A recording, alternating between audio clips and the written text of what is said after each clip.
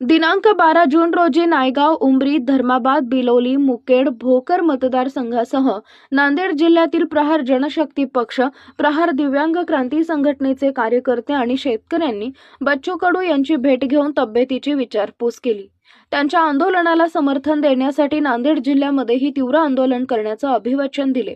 शेतकऱ्यांचा 7/12 कोरा करणे या प्रमुख मागणीस बच्चू कडू यांच्या सर्व मागण्या सरकारने मान्य कराव्या, अन्यथा जिल्ह्यातील एकाही लोकप्रतिनिधीला मतदारसंघामध्ये फिरू देणार नाही, घराच्या बाहेर निघू देणार नाही, विविध प्रकारचे आंदोलन करून पूर्णपणे रस्ता बंद करू असं गजानन पाटील चव्हाण म्हणाले। प्रहार जनशक्ती पक्ष जिल्हाध्यक्ष विठ्ठलराव कल्याणकर, नांदेड शहर अध्यक्ष प्रतिपाल सिंग, मारुती मंगरुळ, गणेश हंडे, ॲडव्होकेट कुंटे, शंकर अचेवड, अनिल शेटे, साईनाथ जुनीकर, बालाजी राठोड, दिगंबर मामिडवार, साईनाथ